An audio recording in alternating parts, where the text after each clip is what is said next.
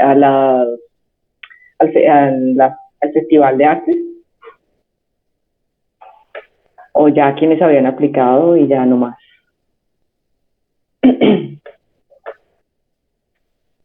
No más.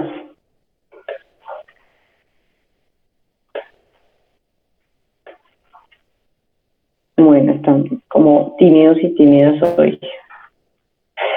Bueno, vamos a continuar con nuestro tema de la desmaterialización del arte. Ya les comparto pantalla, por favor, alisten sus apuntes del texto.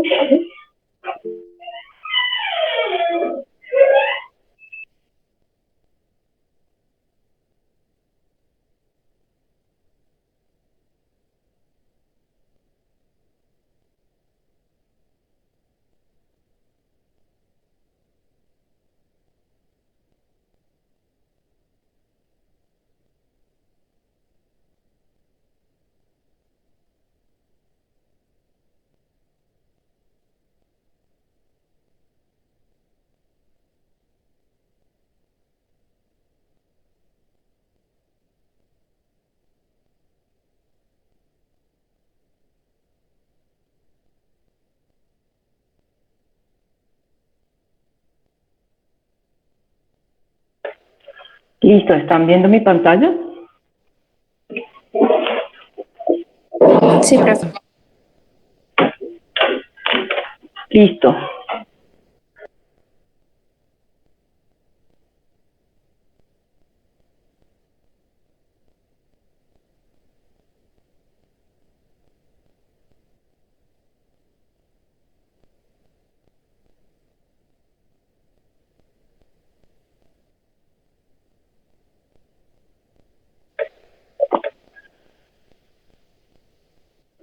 Bueno, quería que retomáramos hoy esta lectura, pues a la luz ya de las obras de varios artistas, ¿no? Y de mostrarles un poquito el contexto más ampliado de este momento de la historia. Entonces, estamos ubicados más o menos en un contexto de, bueno, posguerra, ¿no? Como ya he insistido varias veces.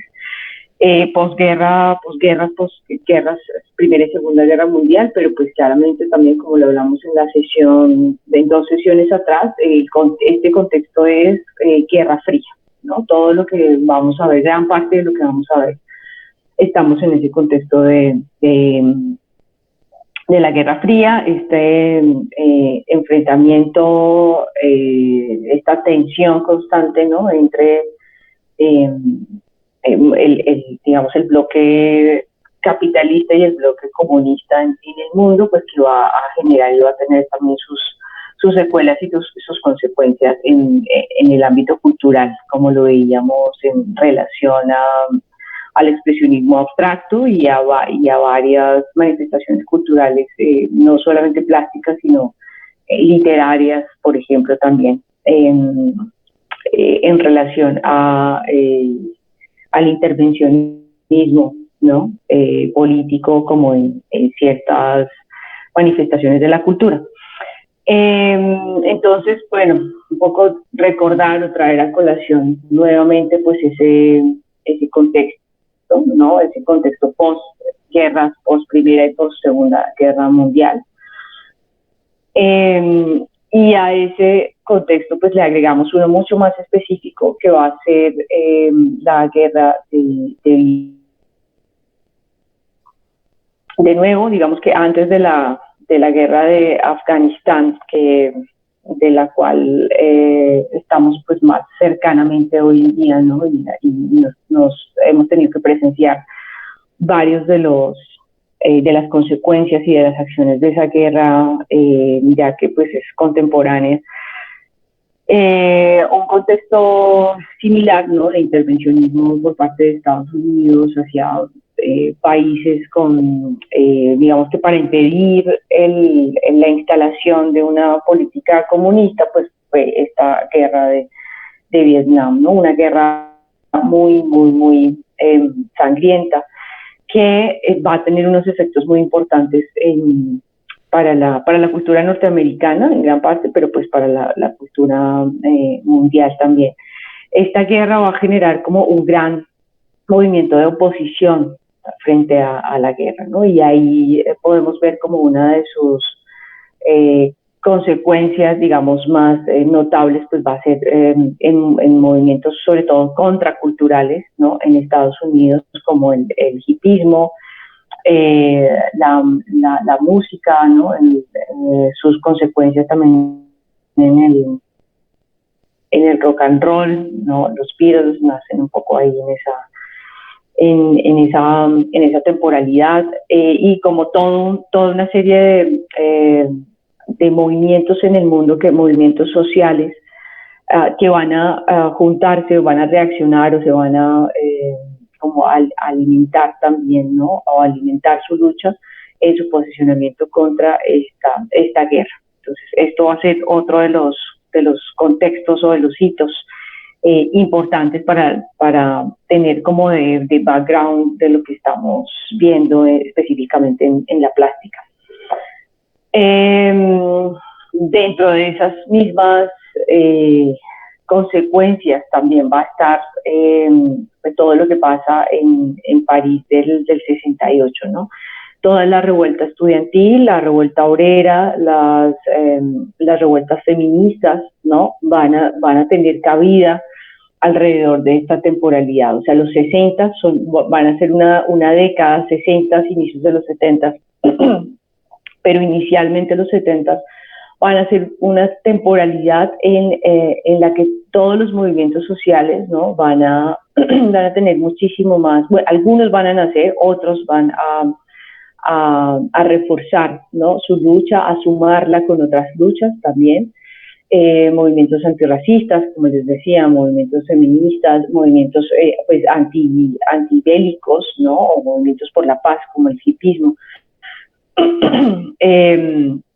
Movimientos sindicales, que no era que no existieran antes, pero pues aquí se suman también a todo este momento pues muy álgido de protesta y revuelta social. Como saben también, ¿no? París del 68 pues va a ser un momento muy importante, sobre todo para el mundo estudiantil, ¿no? Para el mundo de la lucha por los derechos a la educación, ¿no? Que se sumó en ese entonces con la lucha sindical o la lucha laboral, y pues que desafortunadamente no va a ser como de alguna manera la historia de una lucha, pero la historia también de un fracaso de esa lucha, ¿no? Y eso va a ser también muy, pues va a generar unas secuelas, ¿no? Muy sintomáticas en décadas posteriores en relación a los movimientos sociales. Y ya posteriormente, ¿no? Hasta por aquí, hasta París, más o menos nos vamos a quedar por lo menos en la clase de hoy, pero posteriormente va a haber otro hito importante en el mundo, ¿no? Que genera unos cambios importantes a nivel cultural y social, y particular, ¿no? También a nivel micropolítico, y es la caída del muro de Berlín, ¿no? La caída del muro de Berlín, que pues va a dar como el fin, el cierre a la Guerra Fría, y pues que se va a instalar, ¿no? De una manera muy, muy fuerte, pues o sea, el muro de Berlín de alguna manera significa pues la derrota al comunismo, ¿no? Por parte del capitalismo, y pues la instalación del capitalismo y el neoliberalismo como una política económica y social de mercado casi que a nivel global, ¿no? Y pues ese va a ser otro hito supremamente importante que también se va a ver reflejado, por supuesto, en el mundo de la cultura, ¿no? En el mundo de las ciencias sociales también, humanas, y en la cultura.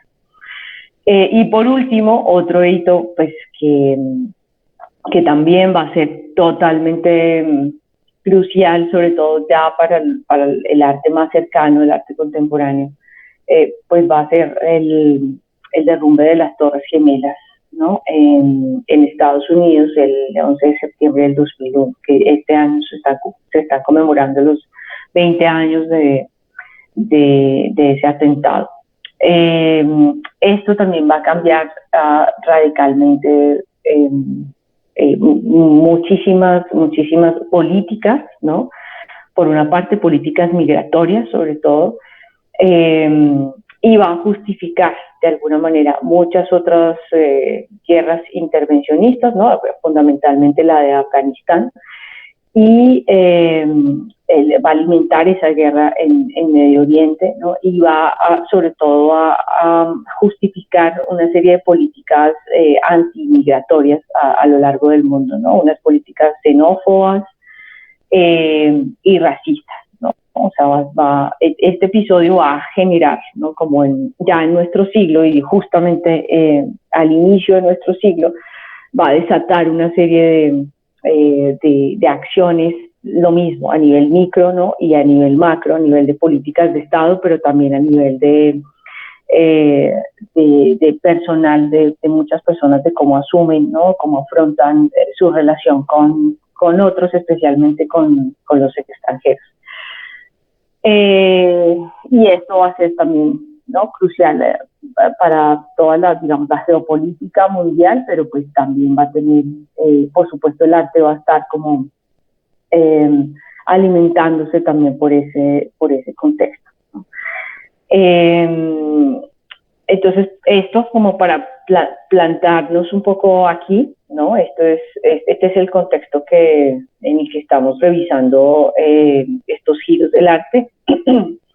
Y pues este es el contexto más cercano, histórico, más cercano que nos trae hasta donde estamos actualmente, ¿no? En ese, digamos, panorama geopolítico mundial.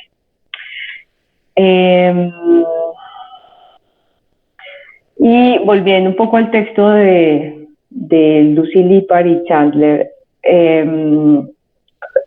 por aquí extraje como algunas ideas, digamos, centrales del texto, ¿no? Que nos sirven para un poco empezar a deshilar, ¿no? Cuáles son los postulados, ¿no? De los autores frente a la desmaterialización del arte.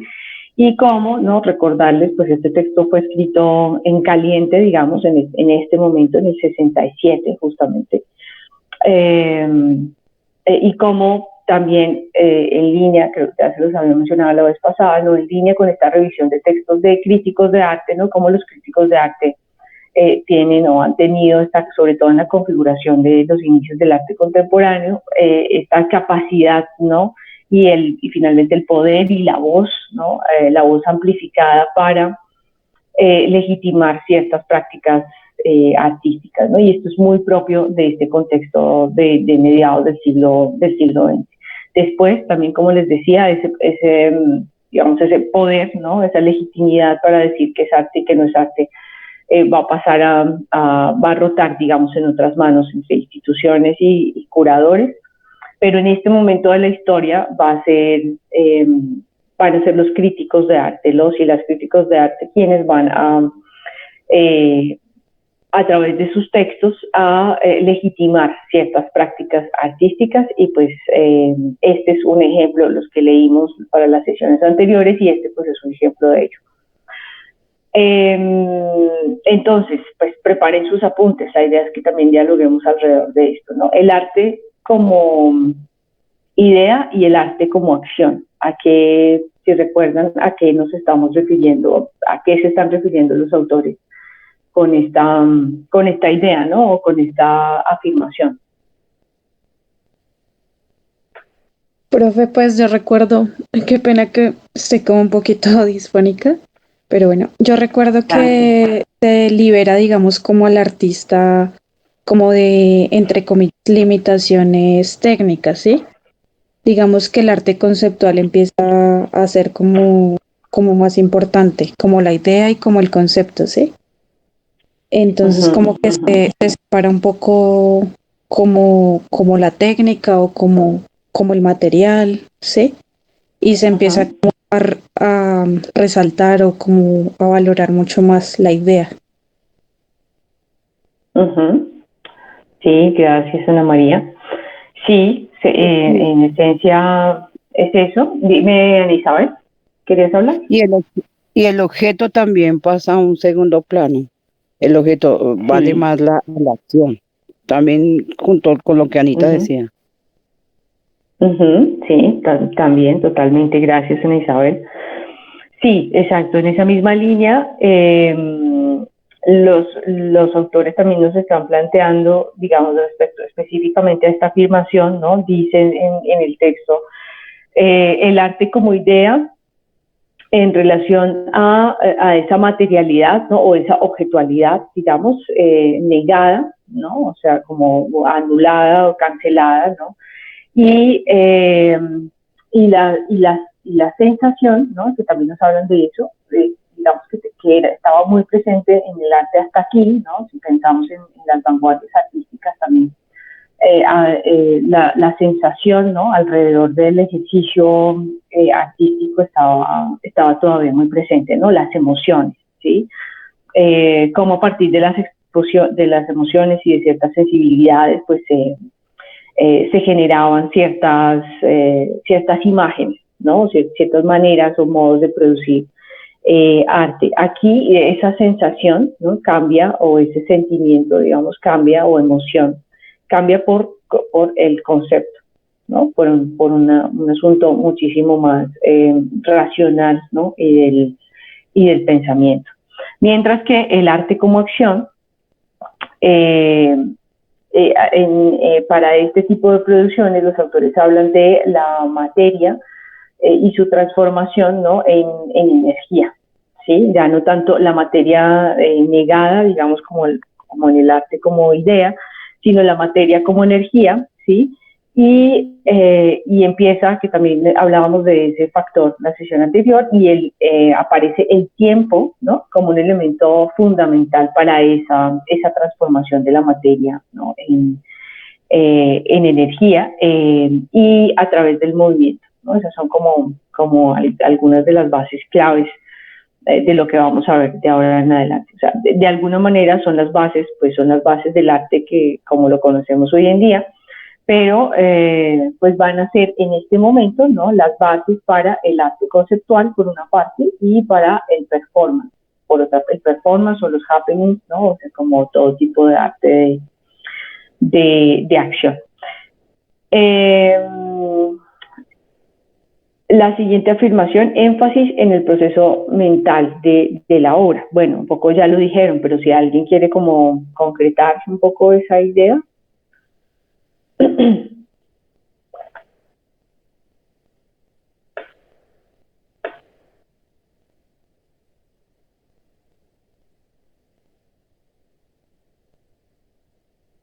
No, nadie. Profe, otra cosa era que, Sí. digamos, ya las obras, al ser conceptuales, ¿no? Son Uh-huh. diseñadas como en el estudio de los artistas y luego se Sí. ejecutan, digamos, como en otros lugares, ¿no? O sea, ya no es necesariamente Sí. que la artista la tenga que ejecutar. Eso Bueno, también. sí, ese es otro aspecto importante, ¿no? Al existir este énfasis en el proceso mental de la obra, pues el objeto artístico, ¿no? Cada vez es menos interesante para los artistas, ¿no? Que también eso lo están planteando los autores. Cada vez es menos interesante en el sentido en que, o sea, ya no encuentran, digamos, en la evolución misma del objeto artístico un reto, ¿no? O sea, el problema para los artistas ya no va a estar en esa evolución objetual o digamos, objetual también me puedo referir a la construcción de imágenes, ¿no? Objeto matérica, ¿no? Del, del arte, sino que esto pasa a un segundo plano, ¿no? Y lo que se pone de primer plano es, al contrario, pues la idea, ¿no? Este proceso mental de la obra, ¿no? La idea o el concepto de la obra pasa a ser lo más importante para los artistas, por tanto, esa construcción material, objetual, pasa a un segundo plano, por tanto, ¿no? el arte o su calidad ya no depende de la maestría o el dominio técnico para construir determinados objetos o determinadas imágenes, ¿cierto? Y si esto ya no es tan importante, ¿no? No es lo más importante para el artista, pues perfectamente lo puedo delegar, ¿no? Lo puedo mandar a hacer, básicamente. Y esto es otra característica de lo que empieza a pasar en el arte, con el arte contemporáneo, ¿no? Y es un tema de discusión y de debate muy fuerte, ¿no? Ahorita podemos abrir un poco el debate al respecto. Pero de aquí en adelante, ¿no? Con este auge de lo conceptual, pues, insisto, lo que acaba de decir Anita, los artistas empiezan a generar, ¿no? Se habla del estudio, al inicio del texto, del estudio del artista, ¿no? Empiezan a generar las ideas para hacer obras, pero perfectamente, ¿no? Las comisionan o las mandan a hacer menciona artesanos profesionales, ¿no? Pues en nuestro caso sería así, pues como talleres, ¿no? Dependiendo de la materialidad de la obra, si es una obra hecha con luz de neón, pues se comisionará a técnicos expertos en luces y en electricidad, ¿no? Si la obra va a ser envolver una isla en tela, pues eso tampoco lo puede hacer el mismo artista con sus manos necesariamente, ¿no? Sino que contrata un equipo técnico para esto, en fin, o sea, como también porque la escala cambia, ¿no? Que ya lo vamos a ver un poco con algunos ejemplos. Pero ¿qué piensan al de debate el asunto de que ya el artista no necesariamente se encargue de hacer, ¿no? De elaborar manualmente su propia obra? ¿Qué piensan al respecto? ¿Están de acuerdo? ¿No están de acuerdo? ¿Ustedes mandarían a hacer algo? ¿No mandarían a hacer nada? ¿Intentarían hacerlo con sus propios medios? Les escucho. Pues yo pienso que en un plano secundario como esas cosas de, por ejemplo, si yo no sé algo para una instalación, algo de electricidad, pero tengo la idea, pues sí me pediría ayuda, sí, pagaría, pero ya el arte, o sea, lo esencial, lo primordial, no lo haría yo, pero ciertas cosas mecánicas, ciertas cosas que me ayuden para lograr el objetivo, sí lo haría, sí lo haría. Gracias, Ana Isabel. ¿Quién más? Profe, y en lo anterior, en lo que hacía énfasis, me da la sensación que hacen énfasis en la sensación, ¿sí? No en lo obvio, sino en la sensación que produce lo que se está haciendo, la acción. Bueno, eso va a tener como distintos desarrollos, ¿no? Porque para el arte conceptual como tal, la sensación va a ser algo también secundario, ¿no? Se supone que la idea llega por vía de la razón, no por la vía de la sensación, pero más para los artistas del performance, por ejemplo, Fluxus, que mencionaba en la clase anterior, no, sí va a ser muy importante la sensación. Entonces ahí vamos a encontrar también como distintas posiciones en ese sentido. ¿Quién más? Profe, pues no sé, a mí se me hace como complejo ese tema, porque incluso ayer recuerdo que el profe Marco nos daba un ejemplo de que él trabajó con Bernardo Salcedo y alguna vez tuvo que hacerle unas cajas por las que Bernardo le dio 80.000 pesos y después él vio que las estaba vendiendo como obra suya en 3 millones de pesos. Entonces yo digo, bueno, ¿hasta qué punto? O sea, creo que desde luego sí es válido que uno trabaje con más personas y más si es algo en lo que uno no tiene tanta experiencia. Desde luego va a ser muy, muy, muy, muy útil, pero creo que es súper importante también darle el mérito a quien aportó en esa obra. Porque de otra manera pues siento que desde luego la idea es lo que importa y pues digamos que la idea conceptual es del artista, pero pues si hubo más personas que me ayudaron a mí en el desarrollo de esa obra, considero yo que por ética es necesario que yo también cuando presente mi obra diga quiénes trabajaron en ese proyecto. No fui yo sola, sino que hubo un equipo que me ayudó, ¿no? O sea, creo que darle el mérito a otras personas porque de lo contrario sería muy egoísta, a mi parecer. Ujú, ujú. Bien, Pero ese eso es no un punto pasa ahí bien si, importante. ¿Sí? eso no pasa si siempre la persona que hace la idea de la otra nunca aparece mencionada en ninguna parte. Muy pocas veces, sí, sí, sí aparece, pero son muy pocos los artistas que hacen ese reconocimiento, es cierto. Ujú, Ponen el arte a nivel comercial, pero a un nivel muy mercantilista. ujú, sí, sí. O sea, la posición más o menos generalizada sería que sí se podrían delegar ciertas cosas de la obra, ¿no? Siempre y cuando se reconozca el trabajo de las otras personas que han participado, ¿es eso más o menos? Sí, pues yo Sí, considero, sí, profe, así. sí, De hecho, sí, en en un cosas muy... Mm. Espérate, vamos con Rita primero, luego Isabel. Vale, profe. Por ejemplo, en un proyecto de animación, si una persona, qué sé yo, solamente ayudó a hacer en la parte de preproducción el color de la obra, solamente ubicar eso, igual esa persona va a ser mencionada en los créditos porque dio un aporte a esa obra final. Entonces, considero que una obra artística debiera ser igual, o sea, a la final el trabajo de todos merece pues su postura, ¿no? Como su reconocimiento, naturalmente, porque independientemente del aporte que haya hecho la otra persona en la obra de un artista, igual fue su trabajo, fue su esfuerzo y considero yo en serio que merece, aunque sea que se lo mencione en alguna parte. Uh-huh, uh-huh.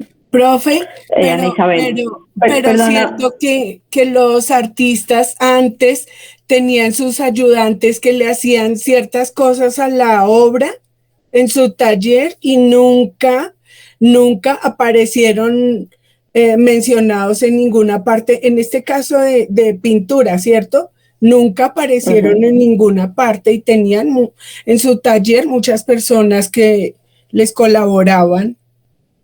uh-huh, uh-huh. Sí, exacto. Ana Isabel Rodríguez, ¿tú querías hablar también?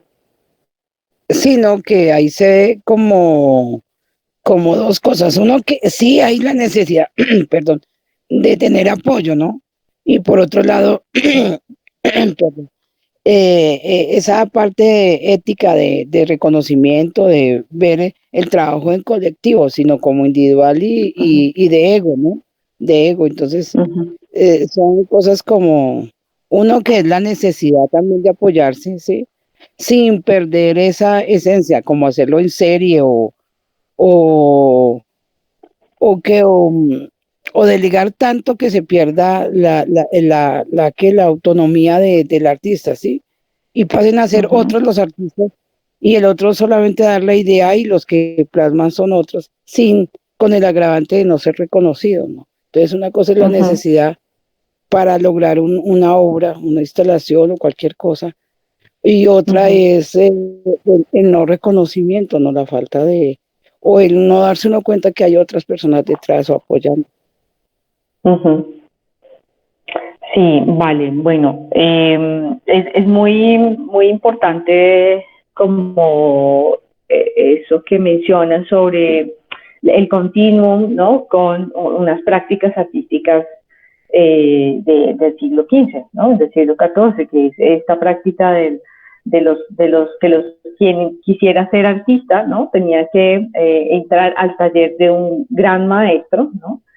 Eh, y ese gran maestro, pues tenía todo no, pues era la manera de estudiar arte en ese momento, pues tenía todo su taller, ¿no? Las personas trabajando en su taller, en sus obras, ¿no? Bueno, claramente esta persona pues si ingresaba muy joven, ¿no? Lo primero que hacía era preparar los pigmentos, ¿no? Una cosa muchísimo más, o sea, como lejos de la obra, pero que empezaba, como lo dice Luisa, ¿no? En el caso de la animación, pues esta persona, ¿no? Que en los talleres renacentistas preparaba los pigmentos, es el día de hoy la persona que pone color sobre una animación, ¿no? Finalmente creo que la analogía sería un poco la misma. Pero empezando con esas labores, ¿no? Ya después, de acuerdo a su desempeño, ¿no? Le iban soltando más responsabilidades a esta persona hasta que, ¿no? Digamos que su grado más alto era, pues, ya participar directamente de una pintura que iba a firmar el maestro del taller, ¿no? Muy, muy paradójico. Y ahí también otro dato curioso, ¿no? Como la idea de obra maestra, a contrario a la concepción que tenemos hoy sobre obra maestra, era como el primer ejercicio, ¿no? Que hacía esta persona que estaba en un taller, ¿no? Que estudiaba en este taller de un gran artista, ¿no? El primer ejercicio para pasar ya a empezar a pintar o sea, no era al contrario de lo que entendemos hoy, ¿no? Como la obra culmen de un artista súper famoso, genio reconocido, sino que realmente era como un paso, ¿no? Como un poco el trabajo de grado, pero no trabajo de grado ya súper alto, sino trabajo de grado medio, ¿no? De una persona que pasaba a preparar pigmentos, ¿no? Y que ya iba a empezar a participar directamente de las pinturas firmadas por su maestro. Entonces, no, realmente el término de obra maestra tiene una connotación menos sublime de la que le damos hoy en día. Pero ese modus operandi es el que está funcionando, ¿no? El que continúa funcionando en la contemporaneidad. Digamos que ahí mi posición frente a eso es, yo sí creo que un artista puede delegar toda su obra, o sea, puede no hacer absolutamente nada y todo mandarlo a hacer, y no hay problema con eso, pero estoy de acuerdo con que esos créditos se deben dar por completo, ¿no? Ese ejemplo que pone el profesor Marco es súper recurrente, o sea, es como la historia de lo que ha pasado, ¿no? En los años recientes en muchas partes del mundo, no solo aquí. El problema es eso, ¿no? Por ejemplo, en el caso del profesor Marco, pues no es simplemente un artesano, es otro artista, ¿no? Y ahí es donde también empezamos a tener los problemas, que cuando se involucran otros artistas en el proceso creativo, pues claramente esos otros artistas seguramente pondrán algo de su imaginación en parte del proceso, o sea que sencillamente incluso no se puede hablar de una comisión técnica de algo, sino que casi que es como un acompañamiento artístico también ahí.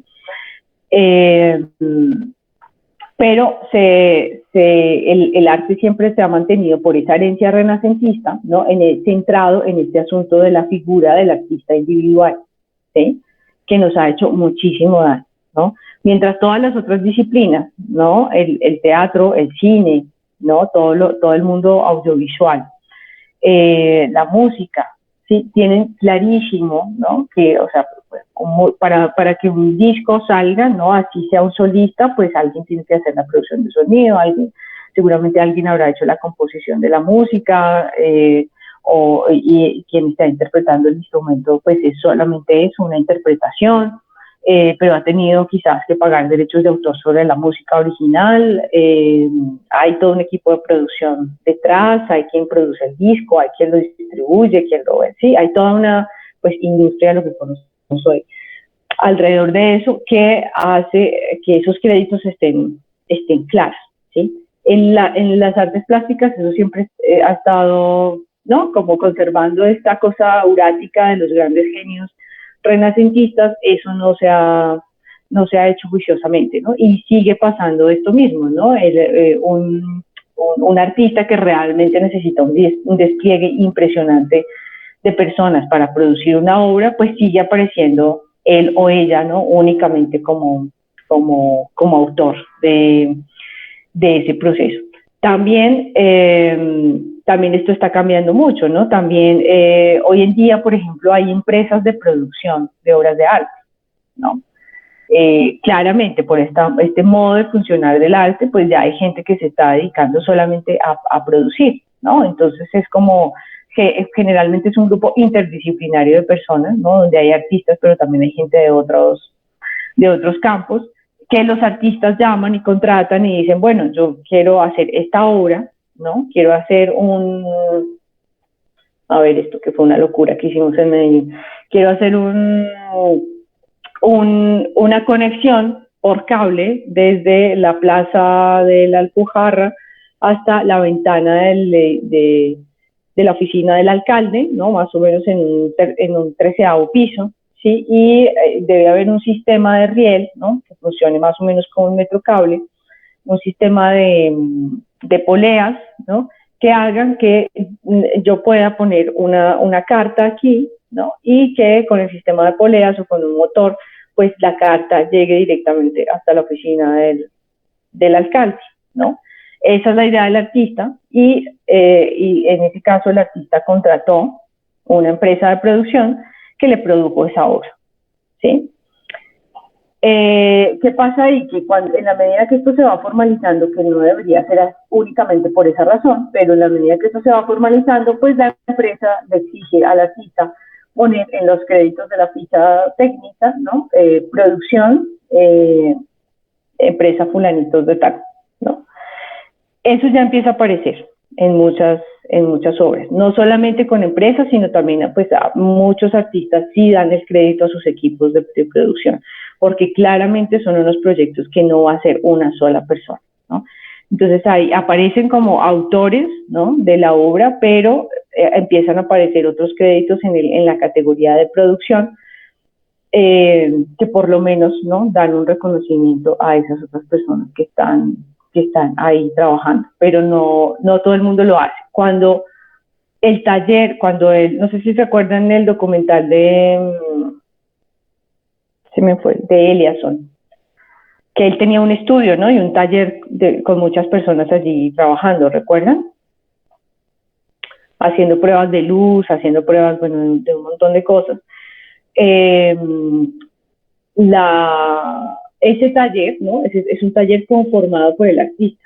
No es un taller, gracias Ana María, no es un taller, no es un taller contratado de manera externa, sino que ahora muchos artistas contemporáneos, eso pasa mucho, tienen su propio estudio, ¿no? Y su propio estudio no es el estudio para trabajar ellos y ellas solas, sino que es un estudio con mucha gente, ¿no? Trabajando para ellos o para ellas. Y es el estudio que investiga, ¿no? que hace experimentos, ¿no? Que está constantemente en función de lo que el artista está buscando. Algunos dan créditos, otros no. Eso es importante. También el asunto de los créditos no solamente depende de los artistas, es decir, muchos artistas exigen eso, ¿no?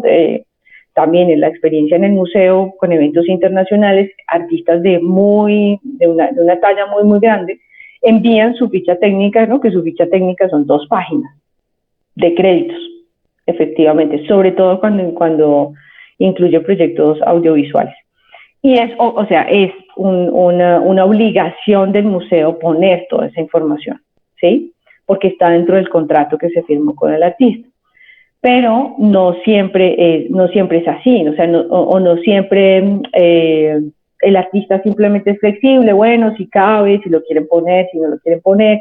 Entonces también es un asunto que cae en manos de de instituciones o de medios de comunicación, ¿no? O de publicaciones que deciden o no incluir esos créditos, ¿no? También pensemos en eso. Es un circuito, ¿no? Que es lo que quiero que también profundicemos en las sesiones. Es un circuito interconectado, entonces tampoco es únicamente ahora lo único que vale la decisión del artista, ¿no? Sino que hay una serie de eslabones de circulación del arte que van a tener todos, ¿no? Como responsabilidades respecto a ese tipo de cosas, ¿no? Como los créditos. Pero bueno, dejemos por ahí para seguir. Es un tema súper interesante. Y es un tema muy polémico por eso mismo, ¿no? Por el asunto de los créditos, pero también por el asunto de los pagos, pero también por el asunto de todavía, ¿no? De pensar que la obra no es obra, sino la hizo el mismo artista con sus manos, ¿no? Que no es de su propiedad, sino la hizo con sus manos. Sí, Ana Isabel, ¿ibas a decir algo? Sí. Profe, no, primero. ¿Ahora quién? Primero. Anita que hable. Listo. No, profe, yo quería mencionar otra vez a Jeff Koons, que yo lo investigué, y él tiene un taller con un personal grande, como 30 personas que le ayudan a hacer sus obras. Sí, tiene como una fábrica, mejor dicho. Exactamente. Sí, que eso tiene que ver mucho con el mercado. Él es uno, ¿no? Es una fábrica literal de hacer obras. Y Demian Hirst, ¿no? ¿Han escuchado de Demian Hirst? El de las calaveras de diamantes o el del tiburón momificado. No, profe. Por acá. Sí, profe. Bueno, sí, bueno, pues este es él, ¿no? El artista del mercado. O sea, lo vamos a ver cuando Industrias Culturales y Creativas, exactamente. Lo vamos a ver cuando veamos mercado. Por supuesto que el protagonista va a ser Demian Hirst, para poder continuar hoy con el tema de la clase, pero pues sí, efectivamente ese es el otro lado polémico del asunto, ¿no? Y es que todo esto también tiene, o sea, el mercado va a marcar unas pautas muy, muy importantes para lo que pasa en el arte contemporáneo, ¿sí? Y hay que conocerlo, saber cómo funciona por lo menos para tomar una decisión, ¿no? Saber si queremos estar ahí o no queremos estar ahí, o cómo estar, ¿no? Como en medio de las dos cosas. Pero el mercado va a ser súper importante. Entonces, ¿qué pasa con este tipo de artistas? Pues que su demanda es tal, ¿no? Que pues lo que tienen es eso, fábricas de obras de arte, ¿no? O sea, es un montón de gente trabajando en función de producir nuevas obras o producir copias, que después también hablamos de eso, ¿no? Producir cuántas versiones de cada pieza. Y como en relación con la demanda, ¿no? La demanda constante de esas obras, ¿no? La demanda en un sentido entre comillas, ¿no? Porque también, bueno, otro de los trucos que han usado sucios, ¿no? Que han usado muchos artistas ha sido como de limitar, ¿no? La oferta de obras en el mercado, ¿no? Que lo hacen con las galerías o las subastas, entonces restringir y decir, no, mira, de este Damian Hirst solo me quedan 3. ¿Y eso qué hace? Que los precios se suban como una burbuja, ¿no? Y pues claramente es mentira, o sea, es como que tiene 100, pero cuando dice que tiene 3, los precios inmediatamente suben, ¿sí? Por este carácter de la obra de arte de ser única, original y irrepetible, ¿no? En muchos casos, no siempre, pero sí, sobre todo como por este carácter de prestigio que tiene ahora, ¿no? De objeto de lujo que tiene el arte contemporáneo. Y pues eso también juega, ¿no? En el mercado y juega en la producción. Claramente el asunto es pues hacer más, ¿no? Hacer más para vender más, pero eso no siempre se dice y no siempre... Bueno, después vemos un documental muy chévere sobre eso. Listo, entonces sigamos por acá. Mayor participación del espectador. ¿A qué creen que se refiere o a qué se están refiriendo los autores con esta afirmación? ¿Recuerdan? ¿En qué sentido la participación? ¿Al performance, profe? Sí, también, pero aquí lo hablan en referencia a otro tipo de arte, como al arte conceptual, ¿no? También. No la participación necesariamente como física, digamos. Aquí se está refiriendo puntualmente a un tipo de participación. No sé si recuerdan cuál es. Creo que sobre la costumbre, ahí decía algo sobre la costumbre de lo que se observa, ¿no? Entonces, como que ya el público es como acá no hay nada, acá no hay nada, acá no hay nada, y digamos como que dan la vuelta en la exposición como en un minuto. Entonces siento que es como en cuanto a eso. Sí, sí, sí, exactamente. Eh, Sobre todo creo que está haciendo, ya vamos a ver unos ejemplos de unas obras minimalistas y un video cortito. Claro, nos habla también del asunto de que lo pone entre comillas, ¿no? Hay poco para mirar, ¿no? Si en ese sentido acá no hay nada, acá no hay nada, ¿no? Pues ya hay cada vez hay menos para mirar, ¿no? Antes pues la pintura nos ofrecía, no sé, la pintura barroca nos ofrecía una serie de información, de detalles, ¿no? Que hacía que nos detuviéramos frente a la pintura para explorar, ¿no? Y tratar de interpretar, ¿no? Los símbolos, de interpretar las formas, las figuras, etcétera, etcétera.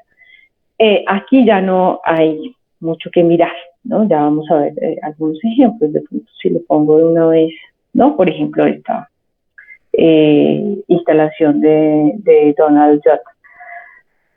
No, pues uno tiene esa sensación, ¿no? Como, bueno, aquí son unos cubos metálicos, ¿no? Como un color por dentro, un color por fuera, fin, ¿sí? Más o menos sería como la percepción de un espectador, ¿no? No necesariamente que haga parte del mundo del arte, ¿no? O no necesariamente con una introducción previa a este tipo de arte, ¿sí? Entonces, ¿qué pasa? Aquí es cuando nos dicen los autores, ¿no? Esta sensación de hay poco para mirar, comparado, digamos, con el arte hasta aquí, ¿no? Comparado con otro tipo de manifestaciones artísticas, escultóricas o pictóricas, digamos, figurativas, realistas. Incluso el arte abstracto tendría un poco más de elementos para mirar que ¿no? Que esta instalación. Entonces ahí el asunto es ¿por qué exigen mayor participación del espectador? ¿No? ¿Por qué se dice esto? Claramente porque al reducirse los elementos visuales, ¿no? Se aumentan otro tipo de elementos, que también lo hablábamos la sesión anterior, ¿no? Ya el arte aquí claramente no es retiniano, ¿no? En ese sentido no es únicamente visual, ¿no? Sino que, porque necesito dos imágenes para mostrarles bien la obra. ¿Por qué creen ustedes?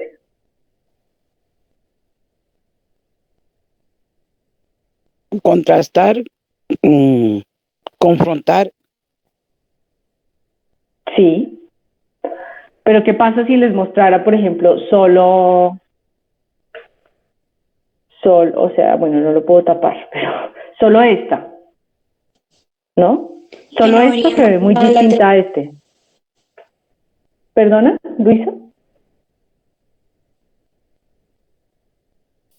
No veríamos los laterales y la profundidad de las cajas y el contraste de color, ¿no? O sea, menos información. Menos información. Claro. Y esto es una fotografía, ¿no? Pero ¿esto qué quiere decir? Bueno, no es la fotografía del mismo lugar, perdón, pero no las encontré en el mismo lugar, pero no es la fotografía de la misma instalación, digo, ¿no? Es la misma instalación puesta en espacios distintos, a eso me refiero. Pero ¿qué pasa? Que lo mismo tengo que hacer yo, lo hice aquí con las fotografías, pero si tengo esta obra enfrente, ¿no? ¿Qué es lo mínimo que tengo que hacer? Ya no me puedo quedar parada exactamente en el centro de la instalación y mirarla, no, tengo que recorrerla, como en este caso lo hace el lente de la cámara, ¿cierto? Para poder ver esas otras cosas, ¿no? Esos otros elementos que no son visibles desde un solo punto de vista, ¿no? Y digamos, en esto parte la esencia de este tipo de arte, sobre todo minimalista, ¿no? Que usa mucho la serialidad, ¿no? La repetición de un elemento, ¿no? Este cubo repetido muchas veces, la serialidad de formas muy básicas, muy simples, ¿sí? Que se repiten, pero que me implican a mí el moverme, ¿no? El movimiento del cuerpo. En ese sentido estas obras requieren mayor participación, hablando específicamente de minimalismo. En obras conceptuales, ¿no? Que el minimalismo está ahí un poco a medio camino entre lo conceptual, ¿no? y lo solo minimal escultórico. Pero también esto nos va a aplicar más adelante con obras conceptuales a eso, ¿no? Ya no puede ser única y exclusivamente, ¿no? Como un acto de contemplación, sino que implica involucrar mi pensamiento, ¿no? Y mi razón para conectarme con cierta idea del artista. Bueno, esto va a ser como una parte de las posiciones de algunos artistas. A veces nos vamos a encontrar otros artistas que van a decir, bueno, esto es lo que es, no es más, ¿no? Más o menos ahí, o sea, no intenten darme un significado que no tiene, porque esto es una instalación de 6 cubos metálicos de 2 colores, punto, ¿sí? Como tratando de recuperar un poco el encuentro, ¿no? Directamente con una materialidad y con una espacialidad, sin que necesariamente digamos que esté significando, ¿no? O esté simbolizando algo más allá de lo que físicamente es, ¿sí? Que va a ser la posición de algunos artistas minimalistas. Esta afirmación, perdón, Luis, ¿vas a decir algo? Creo que esto es, no sé si esté correcto, pero es como lo que funcionaban los críticos de arte, que en una parte del texto decían como que en algún punto el arte ya no era arte propiamente, sino que ya pasaba a ser como elementos de decoración, más que arte en sí. Bueno, pues eso también ha sido eternamente una discusión, ¿no? Cuando quién decide qué es decoración y qué no. Bueno, claramente en el arte contemporáneo, pues quienes lo han decidido históricamente, pues han sido como el circuito del arte, ¿no? Críticos, curadores, museos, ¿no? Galerías, y no necesariamente como una sola persona, ¿no? Pero en este caso, digamos, para el arte minimal, pues por supuesto que se le acusó de ser un arte únicamente decorativo, ¿no? Sin embargo, pues fue tan importante, digamos, fueron tan importantes estas instalaciones para este momento de la historia, ¿no? Que han pasado justamente a reconocerse claramente como manifestaciones artísticas. De hecho, pues por el mismo texto que leímos, directamente por críticos en ese momento de la historia. Por supuesto, todo este tipo de arte tiene detractores, ¿no? Y siempre vamos a escuchar esto, ¿no? Como esto lo podría hacer un niño, esto lo podría hacer yo, esto no tiene nada de arte, esto es feo, esto es, o sea, como siempre vamos a encontrar esto. Sobre todo, lo importante es que pues a través de esta clase podamos entender también, más allá de que sea un capricho de un artista o de varios artistas, como el sentido que tiene, ¿no? Y sobre todo los aportes que tienen este tipo de ejercicios en ese engranaje, digamos, de manifestaciones que van a suceder simultáneamente o posteriormente, ¿no? Y en ese sentido, pues el arte minimal va a ser como una bisagra, ¿no? Entre lo que veníamos viendo, ¿no? Entre todavía la pintura, el expresionismo abstracto, ¿no? Y un tipo de arte que va a ser mucho más, o sea, esto es el inicio de la instalación, de lo que conocemos hoy en día como instalación, para resumirles la historia. Por eso pasa la historia como una serie de manifestaciones artísticas importantes, ¿no? Y eso lo vemos un poco con esta afirmación de Donald Judd. El espacio actual es intrínsecamente más poderoso y específico que la pintura, aquí me faltó, que la pintura sobre una superficie. ¿A qué está haciendo referencia esto? A esta idea de espacio específico que va a ser completamente clave en el arte contemporáneo, y que son los minimalistas los que empiezan a reflexionar sobre esa idea del espacio específico, ¿no? ¿A qué se refiere con ese espacio más poderoso y específico, ¿no? A que yo voy a tener una experiencia distinta de la obra, o la obra va a tener una experiencia distinta con el espectador, los espectadores, dependiendo de dónde esté instalada, ¿no? O sea, el espacio donde yo ponga la obra, ¿no? Está dando una información, ¿sí? Que también va a influir sobre mi experiencia con esa obra, ¿no? Esto más adelante pues va a ser súper radical, ¿no? Van a suceder una serie de eventos súper radicales en ese sentido, donde ya hay obras que solo sí funcionan únicamente en determinado espacio, ¿no? Obras que son comisionadas para sitio específico, porque no podrían funcionar, no funcionarían, no tendrían ningún sentido si se ponen en otro lugar, ¿sí? Los minimalistas son los primeros que empiezan a pensar en esto, ¿no? Y es como, bueno, si lo pongo en esta pared, si lo pongo en esta, si lo pongo en este edificio, si lo pongo afuera, si lo pongo adentro, si lo hago de esta escala, si lo hago de esta otra escala, si lo hago hacia arriba, hacia abajo, esto cambia completamente la relación con el espectador, ¿no? Entonces, por eso va a ser muy importante lo que hacen los minimalistas en este momento, así nos parezca una cosa, ¿no? Medio abstracta todavía, rara, snob, ¿no? Porque nos puede parecer todo eso, pero pues quiero que entendamos un poco dónde está el sentido, ¿no? De sus aportes a lo que va a pasar después en el arte.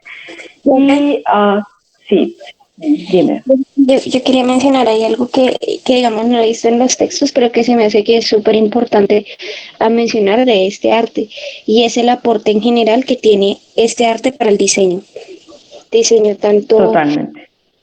O sea, mencionando también la arquitectura, diseño industrial, diseño de interiores, diseño de moda, diseño gráfico, y siento yo que, o sea, el diseño es en general lleva muy poco tiempo, o sea, empezando a saber cómo diseño como tal, lleva mucho tiempo, y siento que a medida en que los técnicos del diseño empiecen a incrementar sus aportes, este arte va a empezar a tener más acogida dentro del público, porque de verdad el aporte tan grande que tiene el arte en las ramas del diseño es impresionante. ¿Qué tal? Súper interesante, profe. Y lo que dicen de desarrollar otras formas de percibir las cosas. Sí, exacto. Eso va a ser... Ay, se me perdió la página de la reunión. Un momento. Ya. Sí, eso va a ser crucial, ¿no? Va a ser muy, muy importante aquí. O sea, un poco los artistas, y las artistas salen de su zona de confort también, ¿no? Es un momento muy convulso en el mundo, y pues la experimentación va a ser como una característica fundamental, ¿no? Para todo lo que va a pasar aquí. Esto mismo que acabamos de ver con Bruce Nauman, pues también, ¿no? Este inicio, ¿no? Finalmente estas acciones, este inicio del performance, pero que está muy vinculado con el minimalismo, ¿no? La creación de espacios para hacer recorridos, ¿no? Espacios que buscan como articularse más cercanamente también con la vida, ¿no? Con la escala humana, por lo menos. Pues esta va a ser como una articulación, ¿no? Por eso es importante demostrar también los efectos del minimalismo en ese sentido. Y es esa necesidad de involucrar corporalmente a los y las espectadoras, ¿no? En ese sentido es que esa participación se hace fundamental, ¿no? Digamos que varias de las obras que vimos aquí en este video no tendrían sentido si no hay cuerpos recorriéndolos, ¿no? Si no hay cuerpos que estén ahí de alguna manera activando esas obras. Y pues eso va a ser el inicio del performance, ¿no? En la medida que el artista o los artistas crean instalaciones para ser recorridas, hay un peso muy importante de parte de la significación, si se quiere, la experiencia de la obra, que pasa a ser o que pasa a estar dentro de el cuerpo de los y las espectadoras, ¿no? Esto en simultáneo pues va a ser también el inicio de una serie de experimentaciones que ya también durante los 50 venían haciendo una serie de artistas, ¿no? En relación al performance, pero sobre todo en este momento muy vinculado a otras prácticas artísticas, ¿no? Y ya les voy a mostrar por aquí algunos ejemplos. Entonces, esta acción experimental de Robert Rauschenberg, no sé si recuerdan en el documental que vimos de la serie sobre el impacto de lo nuevo. Voy a empezar a compartir esta. Esta no tiene audio, así que no es que esté mal el volumen. En donde, bueno, en el caso de Rauschenberg, pues un artista que viene más del lado de la pintura, no sé si recuerdan que veíamos en un documental algunas de sus obras como ¿cómo se llama? Los combinados, ¿no? Que se traduce más o menos así en español, que hay uno muy famoso que es una cabra, que lo veíamos ahí en el video, una cabra como con un neumático, no una llanta puesta así sobre la cabra. Bueno, ese es Robert Rauschenberg, que también ¿no? Trabaja con basura, empieza a hacer como unas composiciones ahí bien interesantes a nivel de superficie bidimensional, pero de instalaciones y también acciones, ¿no? Esta que estamos viendo ahora es Yvonne Reiner, es sobre todo pues alguien del campo de la danza. Yvonne Reiner no viene tanto del campo de las artes plásticas, pero lo que empieza a hacer con la danza, ¿no? También todo esto es un movimiento casi que en simultáneo, digamos que siempre las artes plásticas están un poquito quedadito de todo lo que va pasando antes en cine, en danza, en música, mucho más experimental, y pues las artes plásticas se van como empezando a juntar y empezando a influenciar por todo esto que está pasando en otras artes. Y de parte de otras artes, digamos, en este caso, esta bailarina, ¿no? Empieza también a experimentar otro tipo de movimientos, ¿no? Y de ritmos que ya no son, ¿no? Los tradicionales de la danza, ¿no? Esto es el nacimiento de la danza contemporánea también. Si se fijan, ¿no? Si pensamos un poco en el minimalismo, el asunto de ciertos movimientos vinculados al espacio arquitectónico, movimientos seriales, movimientos repetitivos, ¿no? Cosas que no necesariamente están vinculadas a un movimiento que corresponda a una armonía musical, ¿no? Sino que son más gestos, más gestuales. Pues nos dan como esas primeras visiones y sensaciones sobre un campo más experimental pues que está a medio camino también entre danza y artes plásticas, ¿no? Este tipo de experimentaciones pues van a alimentar también la idea del performance, ¿no? El performance entendido como una práctica que, si bien pertenece a las artes plásticas y visuales, pues involucran el cuerpo en movimiento, ¿no? Fundamentalmente, y en un espacio determinado, ¿sí? Es decir, el cuerpo como la materia prima de trabajo, ¿cierto? El cuerpo como el óleo, el cuerpo como el mármol, el cuerpo como, sí, el metal, o sea, el cuerpo como la luz, y el cuerpo en este caso es el insumo, ¿no? Y la materialidad misma de la obra de arte.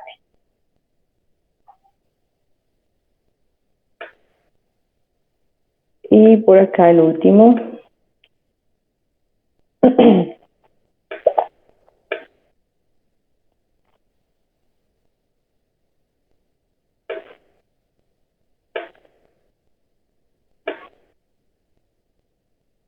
Bueno, perdón que está en inglés, pero yo más o menos les voy contando como, bueno, les cuento primero el contexto. Entonces, es una exposición de este artista que ya se había realizado, ¿no? Antes, en esta fecha, en el 71, pero que la Tate Gallery decide como ¿no? volver a hacer, a montar en sus salas, ¿no? Y pues ver qué pasa, ¿no? Con esa pues casi 40 años de distancia entre la primera vez que se realizó la exposición y ahora pues ver también cómo reacciona el público con estas obras y estos espacios. Realmente no hablan mucho, pero me interesa más es como lo que... Bueno, esta exposición, bueno, este video nos permite ver cómo siempre esta exposición tenía comparativamente, ¿no? Los registros de la primera exposición y pues luego como el contraste con estas mismas piezas construidas y activadas, como les decía, 40 años después. Si se fijan, no, bueno, que también lo mencionaban ahí en el video, ¿no? Es un artista que influenció, o sea, que después de hacer este tipo de instalaciones, digamos, más inmersivas, fue un artista que influenció a muchos otros artistas, ¿no?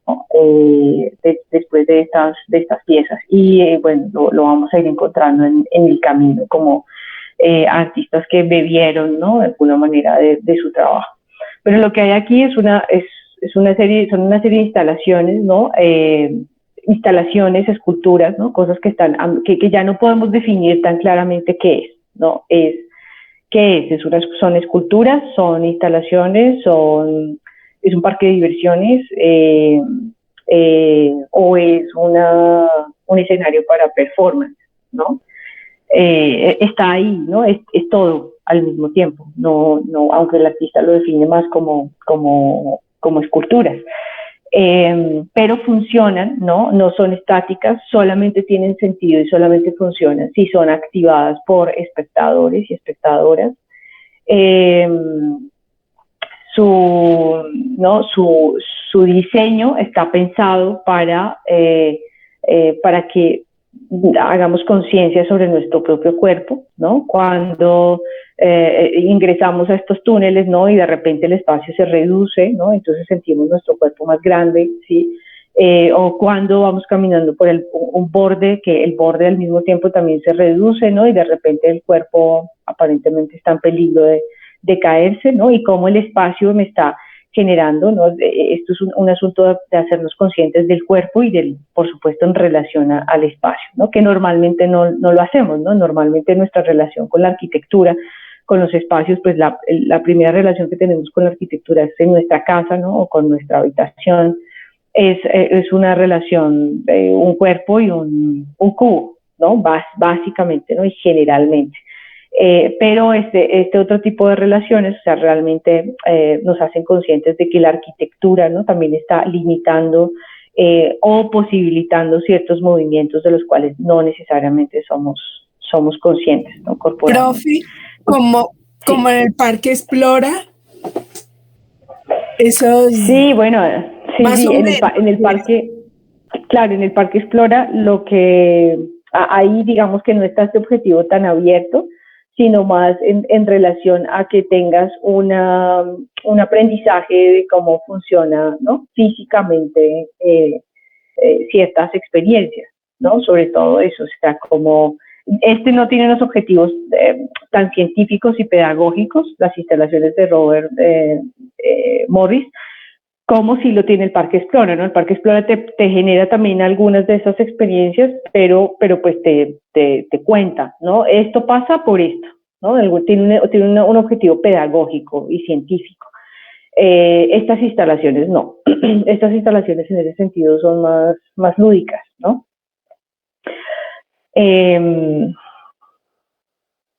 Que si tiene algún parentesco con Sarah Morris, no sé. Me corchas. No tengo idea. Ahora lo buscamos.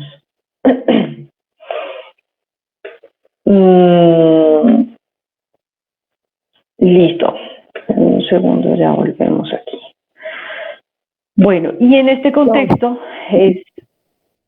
¿sí? Profe, ahorita estaba pensando en un trabajo que presentó Ana María Anita con el profe Boris, que hablaba sobre el presente. Eso también lo manda uno al presente, ¿sí? Lo vuelca a estar ahí en el momento, ¿sí? Exactamente. En el ahora, en el ahora. Entonces tiene ahí el juego del tiempo también, el espacio, el tiempo y lo que genera el cuerpo, ¿sí? Totalmente, sí, de acuerdo. Sí, por supuesto que también es una relación. Todo esto, ¿no? Todo lo que implica movimiento en general, pues tiene una relación con el tiempo. Pero en ese sentido que lo planteas, el aquí y el ahora hace parte fundamental de estas instalaciones. Y en ese sentido, ¿no? Lo conecto con John Cage. No sé si han escuchado hablar de John Cage. Pensando en el aquí y el ahora como un precepto del budismo zen, además, pues John Cage fue una persona totalmente influenciada, ¿no? Por otro tipo de experiencias espirituales, ¿no? Sobre todo de Oriente, y que a partir como de esa manera distinta, ¿no? A la occidental de entender el mundo, pues esto tiene un gran impacto en lo que hace, ¿no? Influencia de una manera muy fuerte en su trabajo para lo que va a ser los inicios de la música contemporánea, o lo que se conoce como música contemporánea. Y en nuestro caso, en el caso de las artes plásticas también, pues los inicios del arte sonoro, de lo que se conoce hoy como arte sonoro. Por aquí les voy a poner un par de videos, un poco para empaparnos de... ¿Alguien ya había escuchado de John Cage? No, profe. Listo. Bueno, aquí va. Bueno, pues este era John Cage. Ay, perdón. Y un segundo, vuelvo a poner la presentación.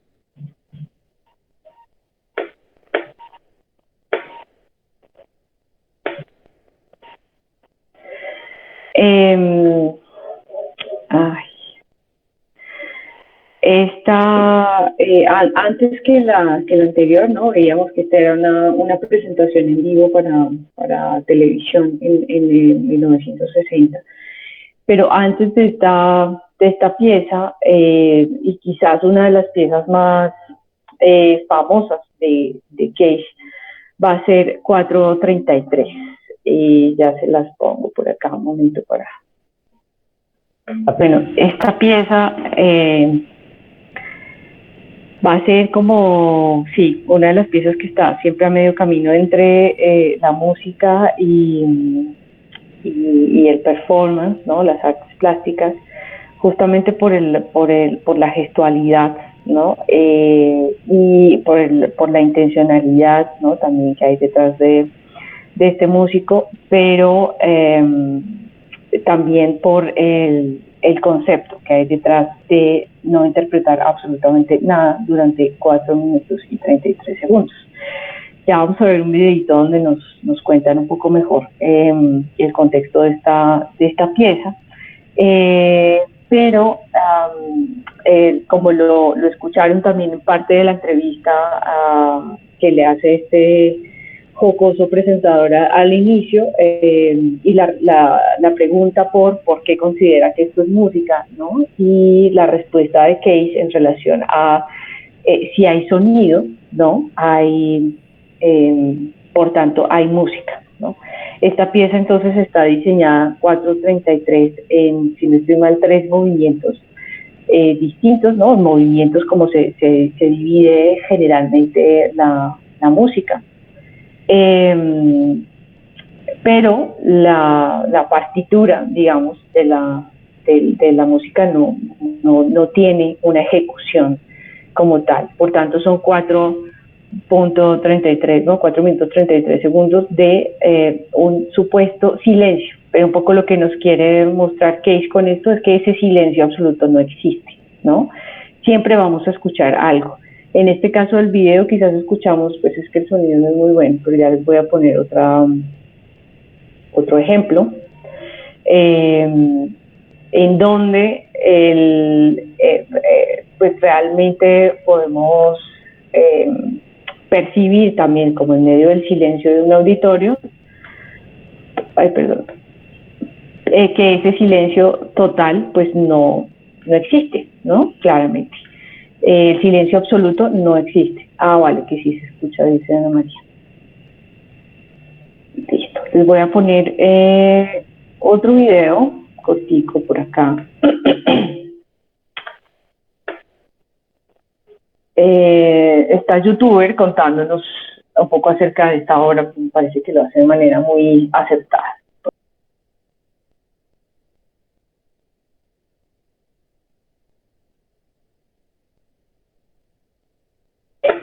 Bueno, listo. ¿Qué tal les pareció John Cage? Muy chévere, muy interesante. Profe, y en el primer video, cuando varios elementos, que la jarra, que el agua, que la licuadora, utiliza, me pareció a mí que utiliza el piano, la vibración que produce cuando toca el piano, queda la vibración, ¿sí? Y ese sirve para unir los otros sonidos, sirve para unir los otros sonidos. Y si él estudió la filosofía oriental, los monjes y todos, ellos trabajan en los mantras, que los mantras trabajan con esa vibración y lo hacen secuencialmente, lo pronuncian varias veces y la unión de uno con otro es la vibración y él utilizó ahí, me dio la sensación, la vibración de lo del piano con los otros sonidos. Me pareció súper interesante. Y también en el segundo video que ahí habla del silencio, me parece que es lo mismo que enseñan cuando en la meditación, que una etapa de la meditación, que es la relajación, dice, pongan la mente en blanco. Y resulta que uno nunca pone la mente en blanco, sino se detiene en pensamientos. Y para poder llegar a la verdadera meditación, tiene que dejar fluir esos pensamientos y no parar en ningún pensamiento. O sea que no es poner la mente en blanco, sino dejar fluir los pensamientos. Entonces me parece súper interesante esos dos videos, profe. Vale. Sí, tienes razón que tiene mucho que ver, ¿no? Pues finalmente, o sea, si está influenciado por ese pensamiento o por la espiritualidad del budismo zen, pues claramente está conectado en ese, bueno, el del budismo en general, pero supe que específicamente del zen. Sí, ese asunto de que no, el silencio no existe, no, tampoco el asunto de poder parar los pensamientos completamente, ¿no? Sí lo comparaba con quienes han tenido la experiencia de meditar, ¿no? También de sentarse a meditar, eso de intentar parar los pensamientos no se puede, pero además escucharse, ¿no? El propio cuerpo. En ese sentido, de que el silencio no existe. Y cuando John Cage entraba a este espacio, ¿no? Diseñado para que allí no entrara ningún sonido exterior, ¿no? Lo mismo ocurre con la meditación, ¿no? Y finalmente siempre escuchamos, ¿no? Siempre nuestro propio cuerpo está produciendo algún sonido, ¿no? Que normalmente no lo escuchamos, ¿no? Hasta que no hay como un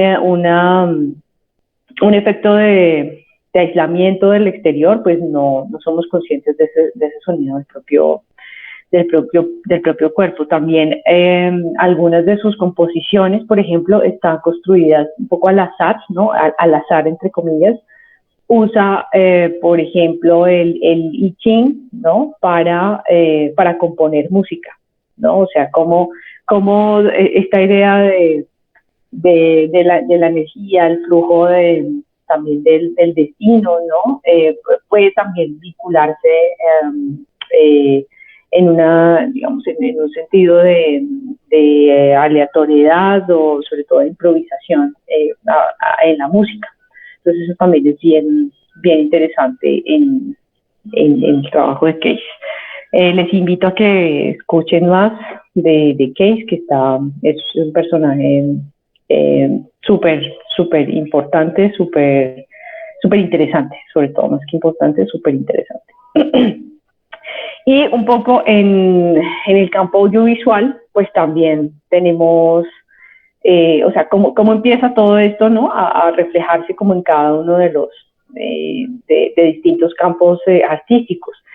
Y pues el campo audiovisual, ¿no? El campo sobre todo el cine experimental, pues no incluso antes que las artes plásticas, pues también empieza a experimentar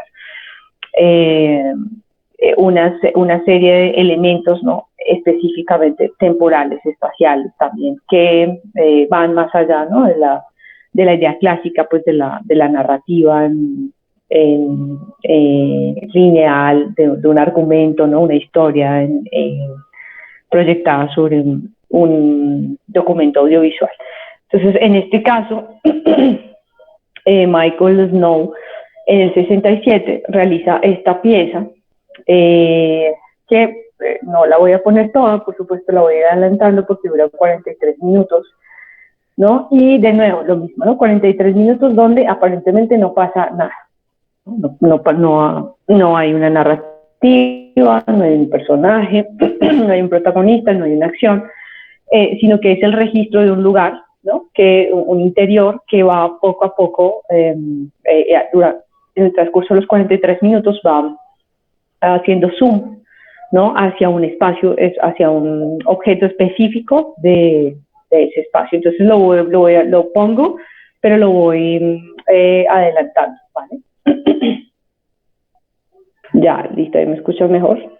Ya, lo que va pasando con el video es el sonido también se va agudizando, ¿no? Un sonido que empieza sin sonido, luego aparece un sonido grave y se va agudizando hasta un punto bastante desesperante al final.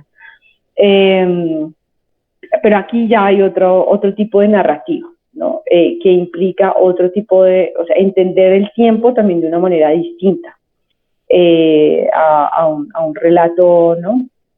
Lineal, en tiempo real, etcétera, etcétera, sino que aquí ya hay una intencionalidad distinta de los creadores en relación a ¿no? A otro tipo de narrativas, a otro tipo de temporalidades y a otro tipo de imágenes, ¿no? Mucho más experimentales, que ya no buscan únicamente narrar, ¿no? O una ficción o una historia cotidiana, sino centrarse en unos detalles y a través de unas temporalidades que nos puedan generar, ¿no? Que nos puedan contar otra historia, que nos puedan generar una sensación distinta, que nos puedan transportar, ¿no? Como sobre todo ver la cotidianidad de una manera distinta, ¿no? Es un espacio por el que efectivamente muchas personas transitaban allí durante el día. Es un espacio que aparentemente no tiene nada de particular ni especial como digno de ser filmado, ¿no? Pero los y las artistas empiezan a hacer este tipo de gestos para encontrar, digamos, ese carácter extraordinario en lo cotidiano, ¿no? Que es un poco el gesto de este artista con este video experimental. Y por aquí volviendo un poco al texto, ¿no? Es importante, bueno, hay una lista que hacen en algún momento los autores en relación a un tipo de obras, ¿no? Que pueden responder o pueden ejemplificar un poco a qué se están refiriendo cuando están hablando de este no centramiento en lo visual por una parte y se me fue la palabra, el privilegio de las ideas sobre los objetos, ¿no? Y sobre la materia. Y uno de estos ejemplos, solo voy a mostrar algunos ya rápidamente, que nos queda media hora de clase. Por ejemplo, mencionan nuevamente Robert Rauschenberg, ¿no? El mismo de la cabra y la llanta de carro, el mismo de performance del pelícano, ¿no? En el 53, creo que era. Bueno, este mismo artista decide hacer este gesto, digámoslo así, que sí están viendo mi pantalla, ¿cierto? Sí, ya. Que implicó tomar un dibujo hecho por otro artista, en este caso William de Kooning, artista estadounidense, ¿no? Expresionista. Y eran amigos, ellos dos. Kooning le regala un dibujo a Rauschenberg y Rauschenberg decide borrar, ¿no? Ya había hecho Rauschenberg ciertas experimentaciones con sus propios dibujos, ¿no? En que sentía que debía haber algo como más allá del simple dibujo que pudiese, ¿no? Que pudiese plantear otras problemáticas a nivel artístico. Empezó a borrar sus propios dibujos, pero aún así sentía que faltaba algo. Y decidió hacer este ejercicio con el dibujo de su amigo pintor. Y otro artista, también muy amigos entre ellos, Jasper Jones, decide titularlo así, dibujo de Kooning borrado. Realmente creo que es dibujo de Kooning borrado por Rauschenberg. El título, y también decide que le pone la inscripción. No sé si ven esta plaquita chiquita aquí abajo, no se alcanza a ver. Bueno, ahí está esta inscripción, dibujo de Kooning borrado por Rauschenberg. En el dibujo pues se alcanza a ver, quizás pues por esta imagen, el tamaño de esta imagen no se alcanza a ver muy bien, pero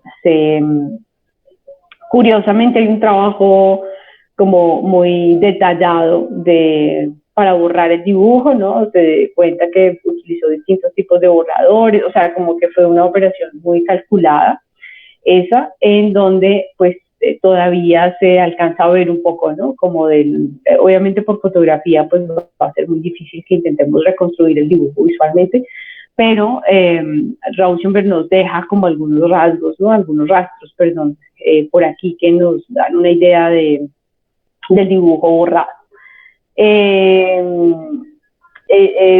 Jasper Jones también, además de titularlo y ponerle esta placa, ¿no? Lo enmarca, ¿no? Y le pone un marco dorado al dibujo.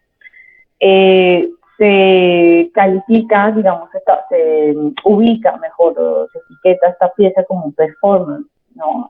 Porque es un gesto, ¿no? De un artista lo que estamos observando, ¿no? No es tanto digamos, este dibujo borrado como en sí mismo, o sea, en sí mismo no tiene ninguna cualidad estética, digamos, sino que lo importante de esto es el gesto del artista, ¿no? Y la intencionalidad del artista de hacer de esto un gesto artístico, ¿no? Por tanto, es una performance porque es un gesto de borramiento, luego de título, luego de marco, ¿no? Para presentarlo de esta manera. Entonces, aquí paradójicamente, ¿no? Se registra como performance, pero pues lo que vemos es una superficie, es un objeto, ¿no? Una superficie bidimensional.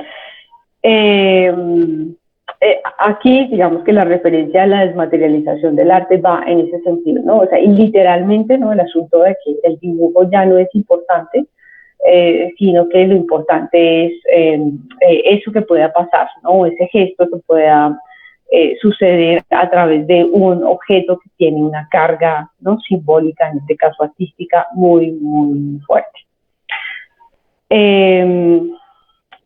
Me pusieron vallenato. ¿Lo alcanzan a escuchar o no? Tengo un vecino con vallenato a todo volumen. No, profe. Bueno. Menos mal. Pero me desconcentro un montón. Esta imagen, un segundo, hace referencia a otro gesto de otro artista, a Yves Klein, que creo que ya lo mencionamos incluso a inicio de teoría de color, tal vez del semestre anterior. ¿Recuerdan el azul Klein, ¿no? Estas instalaciones con un azul, como un azul ultramar, más o menos, se parece muy, muy, muy, muy profundo, en donde lo que hacía este artista, bueno, patentó este color, ¿no? Químicamente lo quien sí escucha el acordeón de fondo. Profe, ¿podemos decir que el acordeón es parte del experimento del silencio? Sí, total. Y parte del arte contemporáneo también, ¿por qué no? Sí, fríamente calculado. Sí.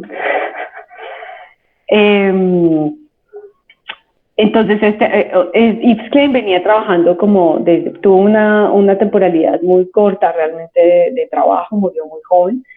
Y pues todo su trabajo va un poco en la línea de esa idea de la desmaterialización del arte, ¿no? Y quizás pues el ejemplo que mencionan en el texto como la obra epítome, ¿no? De esta idea de la desmaterialización es este gesto nuevamente, ¿no? La galería vacía, en donde pues había anunciado una exposición suya, ¿no? Una exposición monográfica suya, pero pues realmente lo que hace es presentarla completamente vacía, ¿no? Sin absolutamente ningún tipo de obra suya, ¿no? Entonces este también va a ser van a ir apareciendo en el 58, ¿no? Este tipo de gestos, ¿no? Y son gestos que van a volver a aparecer en la historia del arte, ¿no? De 50 años después.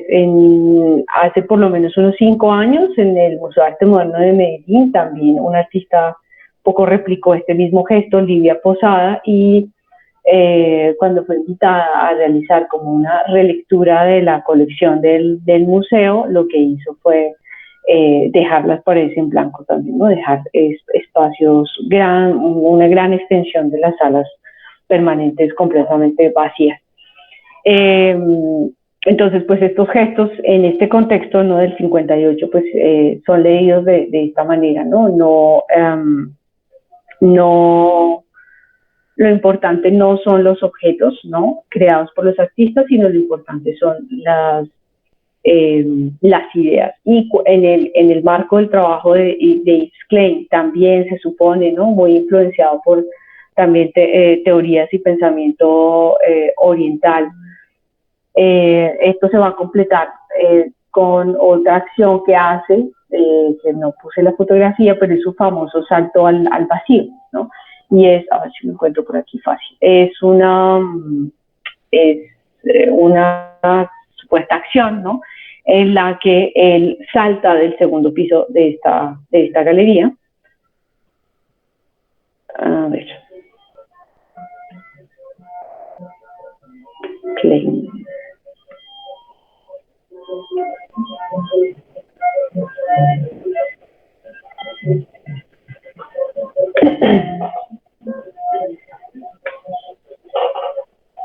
Les voy a compartir esta pantalla. ¿No? Esta es como esa fotografía icónica en esa misma galería que dejó vacía, ¿no? Pero pues hay digamos que muchos montajes y mucha información al respecto, pero que pues claramente no fue un salto al vacío, o sea, no lo fue. Pero la foto que aparece, ¿no? Como registro de esta performance es esta, ¿no? Donde nadie lo recibió. Se supone que todo fue un montaje. No sé exactamente si el montaje es la figura de su cuerpo aquí sobre la foto o si el montaje corresponde a ¿no? A quitar luego como toda esta estructura que lo recibiría, no sé bien, pero pues claramente nunca fue un salto al vacío de verdad. Y pues esto también hacía una referencia a esa idea, ¿no? De dónde está la obra, ¿no? Finalmente, si la obra es el artista, digamos, en esta acción del salto al vacío, ¿no? Si la obra es el artista y el artista se suicida, ¿no? O sea, como planteando todas estas ideas, límites, ¿no? Sobre esta idea de dónde está el arte, de qué es el arte, de si el arte tiene un soporte específico, ¿no?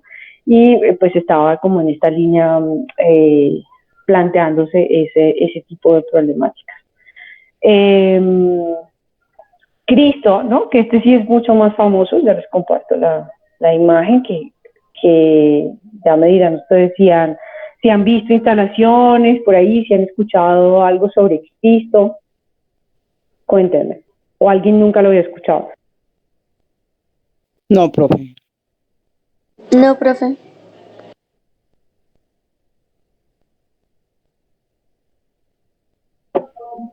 Bueno, este artista es muy famoso. Aquí solo puse esta imagen de, pues porque hace referencia como a este momento que nos está hablando el texto. Pero Cristo, a partir de este momento, empieza a hacer una serie de intervenciones, perdón,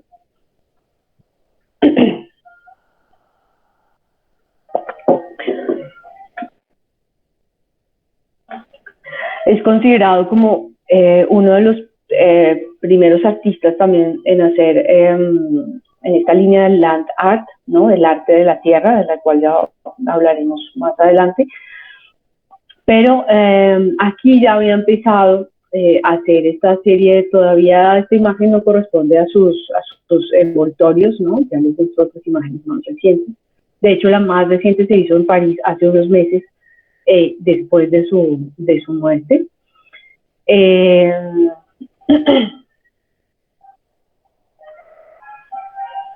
A ver.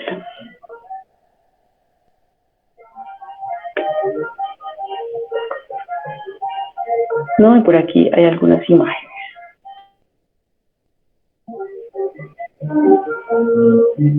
¿No? Envolver islas, ¿no? Rodear islas, envolver grandes edificios arquitectónicos, ¿no? Y estos no son montajes, realmente los envuelve. Este Arco de Triunfo en París, que fue el que se cubrió actualmente, o sea, era un proyecto que había dejado planteado, pero que no lo alcanzó a hacer en vida, sin embargo lo realizaron después de su muerte. Y por aquí también imagen de esta obra,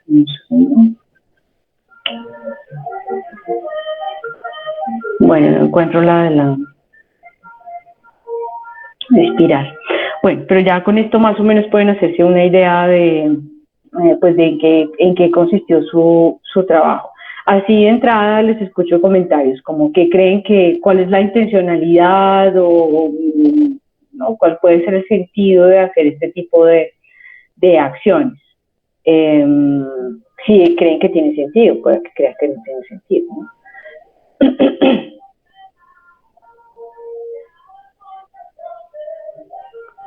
Normalmente lo hace sobre lugares muy icónicos, ¿no? Lugares muy, sí, icónicos de distintas ciudades, ¿no? Y obviamente su escala es una escala mayor, ¿no? No hace esto sobre objetos pequeños, generalmente lo hace sobre espacios pues muy, muy, muy grandes, ¿no? Mira este puente, por ejemplo.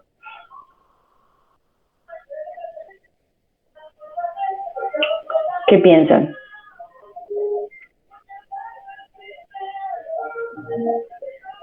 Con este vallenato de fondo, y viendo a Cristo, además. Profe, pero es que en sí, pues aparentemente no son obras, sino agregarle algo digamos, a lugares, a monumentos históricos, no sé, no me parece arte eso. ¿Quién más quiere opinar? Bueno, no, a María. María, adelante. Que si estamos igual hablando de arte conceptual, pues realmente no importa cómo se vea, porque la idea es, sí, lo que hace la obra. Entonces, no sé realmente ahí el artista que querrá comunicar, pero digamos, lo único que a mí se me ocurre que pueda, digamos, dar a entender el hecho de cubrir algo es como proteger, pero entonces no sé realmente él a qué se refiere con su obra. Y Ana Isabel Rodríguez, ¿sí vas a hablar? Sí, pues la idea de lo cotidiano, ¿no? De algo que se vuelve tan común o icónico, que sea representativo, ¿sí? O lo quiere conducir, darle como otra visión, que la gente lo vea de otra manera, ¿no? Entonces es como conducir a algo como cotidiano, darle otro giro o que la gente lo vuelva a mirar de otra manera. Es Me da la sensación que es como querer despertar en la gente eh, la sensibilidad de ver las cosas cotidianas de otra forma. Sí, me da esa sensación. Ujú, sí, en ese sentido, Ana María dice recodificar esos espacios. Sí, exacto, un poco por ahí va la intención, ¿no? Hay una frase que creo que puede resumir muy bien su trabajo y es ocultar lo invisible para visibilizarlo, ¿no? O para hacerlo visible. ¿Y por qué serían invisibles estos espacios, ¿no? Justamente por lo que Ana Isabel acabas de decir, que es que se vuelven tan cotidianos, ¿no? Que se vuelven invisibles para la gente, ¿no? Y nos pasa todo el tiempo, o sea, uno cruza, yo qué sé, por el parque principal y uno ya no voltea a mirar el monumento del centro del parque, ¿cierto? O sí, no, nos pasa todo el tiempo con las arquitecturas.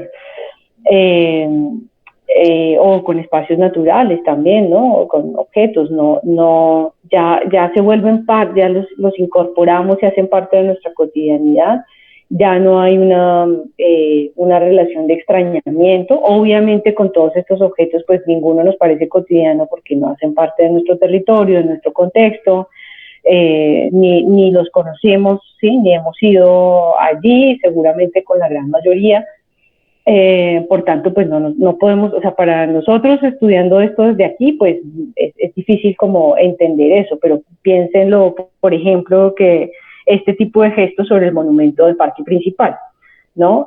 Ya está tan incorporado, está tan cotidiano que ya no lo volteamos a mirar, o sea, ¿para qué? Ya lo conocemos, pasamos todos los días por ahí, bueno, no todos los días, pero o sea, como que ya está incorporado en la cotidianidad, por tanto se ha vuelto invisible, ¿no? En ese sentido es que Cristo alude a la idea de ocultar lo invisible, ¿no? Para volver a hacerlo visible. Entonces, cuando él recubre estos grandes espacios, monumentos, arquitecturas, con estas telas, ¿no? Estos colores, inmediatamente hay una situación de extrañamiento con estos espacios, ¿no? Es como, ¿y qué pasó aquí, no? Y vemos la forma, lo vemos de una manera muy distinta y vuelve a aparecer como ante nosotros estos espacios. Sí, Ana María, ¿ibas a hablar? Sí, profe, o también que digamos los turistas llegan inmediatamente a esos monumentos o espacios y muchas veces no se tiene en cuenta como históricamente o qué significan o algo así, sino simplemente, ay, estuve en tal lado y ya. Y pues Ajá, muchas sí. veces eso de pronto hasta está hecho como en unas ideas, digamos, diferentes a las que uno se supone tiene o algo así, ¿sí? Uh-huh. No simplemente ve ahí como a 100 personas y uno, bueno, sí, hagámonos acá una foto. Pero uno ni Uh-huh. siquiera sabe por qué lo hicieron o algo así, o quién lo hizo, cuándo, nada. Exactamente, sí, sí. Eso lo hablábamos hace 2 clases sobre los souvenirs como objeto kit, ¿no? Que coleccionamos estos souvenirs, los imanes, la Torre Eiffel, tal, pero que no necesariamente, o sea, pero vaciados de sentido, ¿no? Que no necesariamente así hayamos estado allí, ¿no? No necesariamente eso hace que sepamos la historia de ese espacio, ni los lejanos ni los cercanos, ¿no? Simplemente esta idea del turismo cultural, ¿no? Que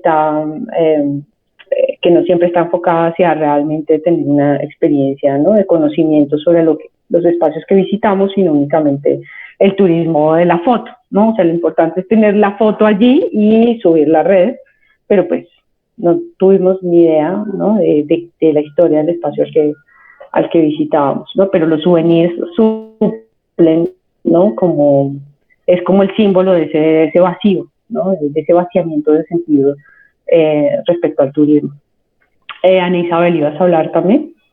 Sí, profe, me da la sensación que la intencionalidad del artista es como crear una nueva sensibilidad, una forma nueva de percibir las cosas, como recuperar lo que tienen los niños, esa capacidad de asombro, sí, de observación, de irse por algo, irse a cogerlo, a tocarlo, a mirarlo, a observarlo, a olerlo, como recuperar eso, volver a hacer a la esencia del ser, ¿sí? Que el arte es Ujú, algo muy nato, muy de uno, ¿sí? Eso es ujú, lo que, por ujú. ejemplo, es lo que nos mostrabas, profe, al comienzo de los cubos, de esas figuras geométricas que mandan al público a mirar, a rodearlo, a tocarlo, a pasar la mano por dentro, ¿sí? Pues eso, es como unas nuevas sensibilidades, unas nuevas formas de percibir las cosas. Es como refinar ese, ese sentido.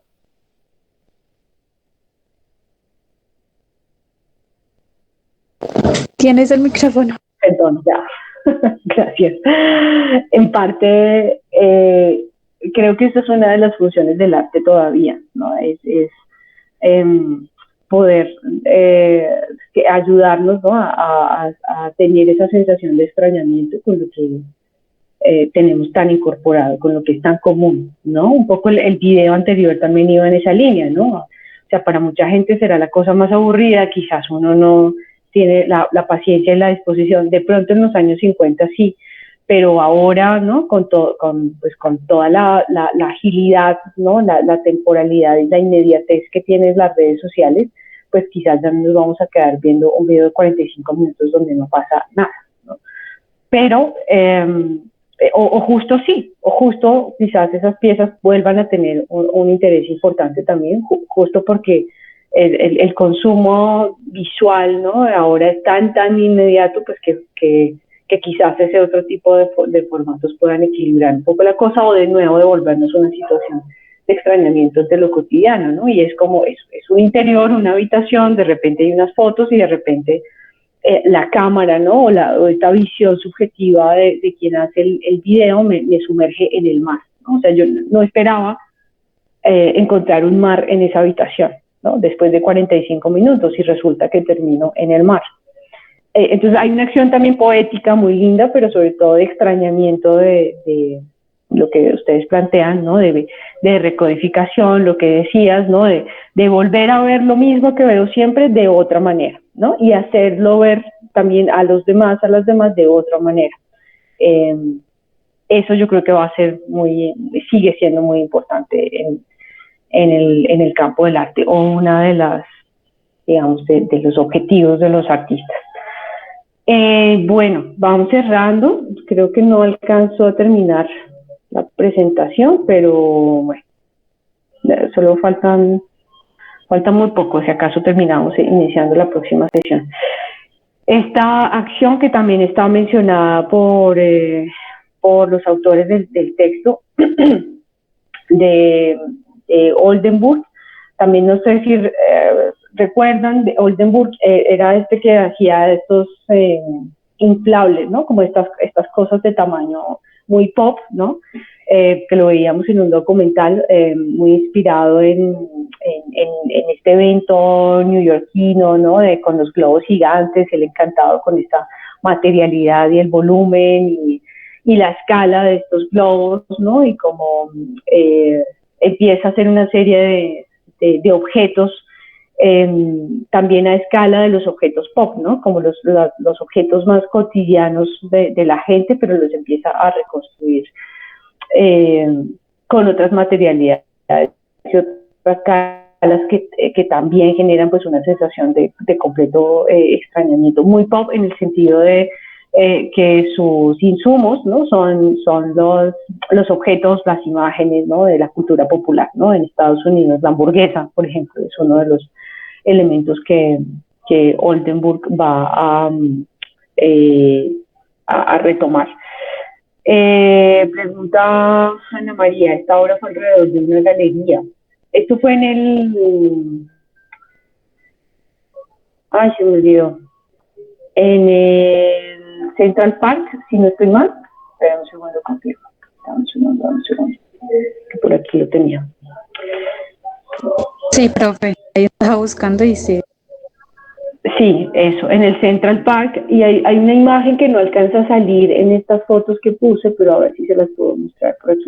Bueno, les voy a enviar el link para que sea más fácil, porque no me está abriendo bien como la visualización de la página, pero ya se los pongo aquí. Porque hay un monumento atrás, que es un monumento, se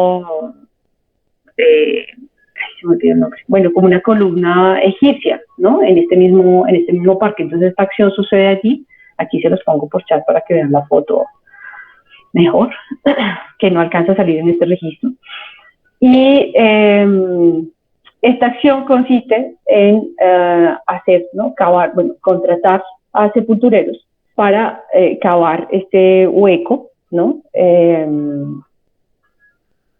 No he encontrado las medidas exactas, pero bueno, ahí se ve más o menos la escala, ¿no? Más o menos es una escala humana, la de este agujero. Y la acción consiste en que estos sepultureros abren el hueco, ¿no? Y después vuelven a cerrarlo.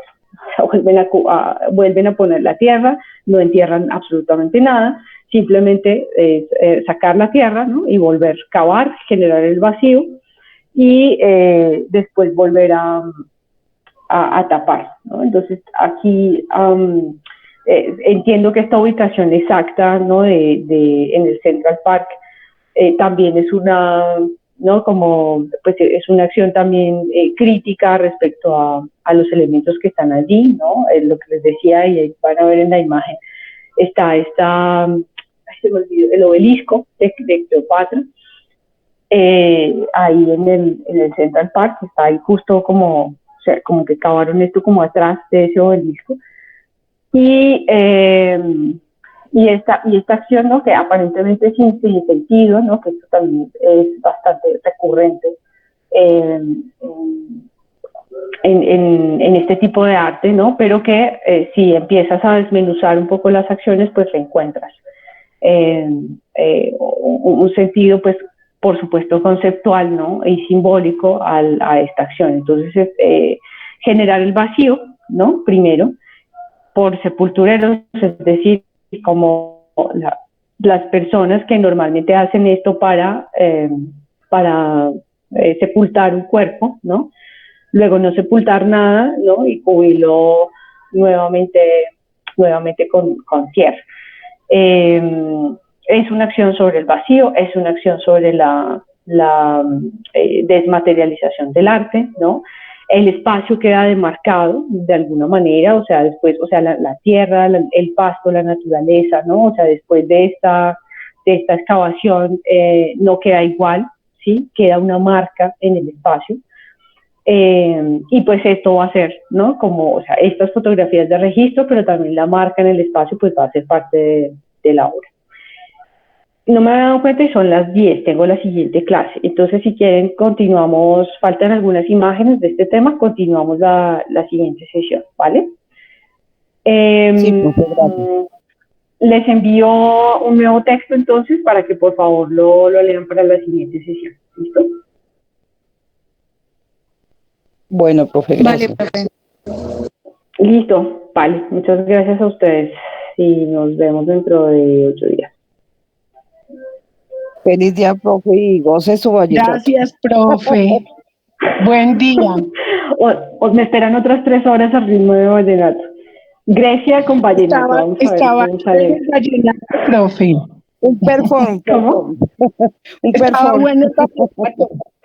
Por lo menos es un vallenato viejito que Esto, es que no esos me son los gusta mejores. tanto. Sí. Vale. Chao, feliz día. Que estén bien. Feliz día, profe, y a todos. Gracias, profe. Nos vemos en la reunión ahorita, a las 12. Sí, muchachos, no se les olvide.